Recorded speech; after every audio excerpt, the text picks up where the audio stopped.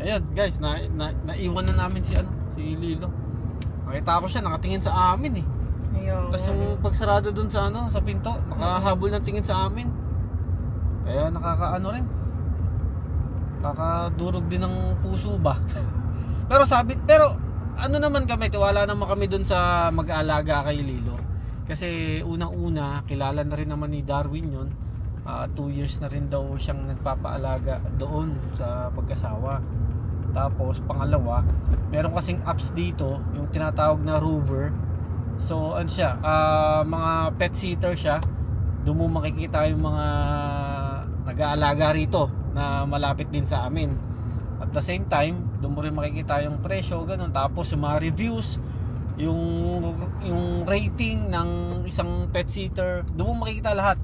Itong pinag-iwanan namin kay Lilo, ano naman siya, pinaka number 1 dun sa application na yon, dun sa Rover na yon.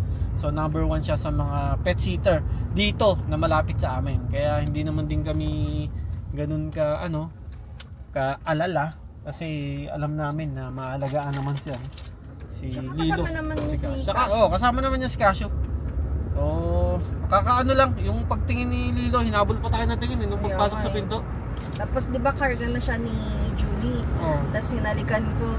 Gusto niyang sumama sa akin. Parang nagpapakuha siya. Okay. Pero okay naman. Okay naman, mabait na yun, mabait.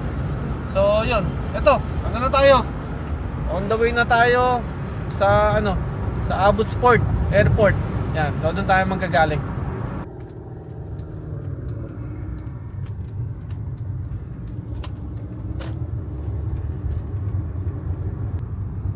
Yun, daily weekly parking.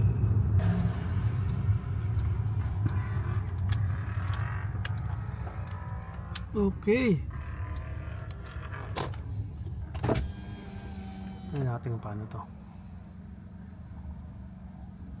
So, ayun.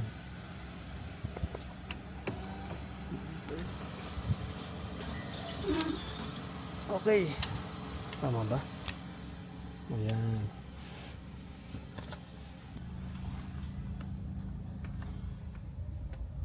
Saan gusto mag-park?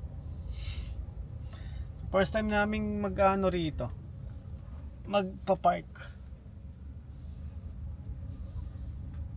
So ang nabasa ko, base sa pagse-search ko, itong ticket napakahalaga nito.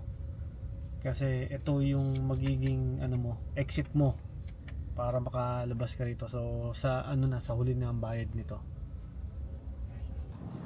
Okay, tandaan mo 5D ha. Ayun oh. So doon tayo nag-park. Iniwanan natin si Snow. Nalakaran na natin papunta doon sa loob. Parang ang bigat nito, Jay. Iba, was takbo mo dito. Nag-extra kasi kami. Hindi.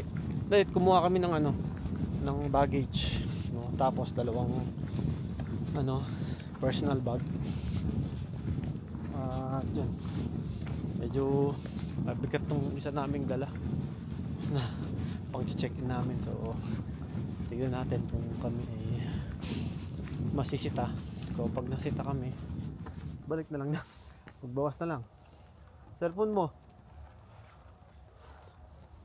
Yan na naman ang asawa ko. Tignan mo. Yung nakaraan, kala namin na wala ang wallet niya. Naiwan namin sa may Jollibee. Ayun ang bunga kala namin ha. So bumalik pa kami doon. Nawala to nung mga ilang araw na. So after 2 days, 3 days. Ikaw may kasalanan. Nilagay mo sa bag. After 2 days, 3 days yata yung bumalik kami sa may Jollibee para magtanong. Sabi wala raw. Wala talaga kasi nasa bag mo. So para pa makipag-away dun sa nakausap ko dun. Sabi ko, baka pwede buksan ng CCTV. Kasi andun yung mga ID ni Jen. Kaya, sinabi mo yun? Ay, di na. So sinabi ko, baka pwedeng patignan ng wala raw talaga. So kanina habang nag-aayos ako ng gamit, nakita ko wallet niya doon sa isa kong bag. So sa tingin ko, nailigpit ko yun na hindi namin namamalayan. No, hindi ko namamalayan. Nasa lamesa ko na yun. Sana. Ay, Oo. Departure, yeah. Ano mo to? Ate Kat. Saan? Yan. Ito. Si Ate kay Ate Kat. Hindi ka ba ni Ate Kat yan? Shout out Ate Kat at Kuya G. Pisilin mo. Pinipisil Hindi ba? yan tumutunog. Ano Ay, hindi ba? Well, talagang dito sa Abbotsford, hindi siya crowded guys sa ano. Guys sa Vancouver, no? Kasi doon talagang halos lahat ng mga galing sa iba't ibang probinsya dito sa Canada, doon talaga nag-stop over, doon nag-change flight, doon lahat, no? So dito sa Abbotsford, syempre ilan lang, no? Malumanay, walang, kumaga, easy lang, no? Tapos bukod doon, malapit pa sa bahay. Mga 30 minutes lang ang biyahe compare dun sa Vancouver. ka na lang. Hindi na. Hindi, ganun din. Mas mura pa. Bakit? Magkano per day? Parang $6 lang yata per day to. Ah, talaga? Oo. So compare dun sa ano, sa Vancouver, ayan, 1.5 oras ang biyahe. Ayan, departure.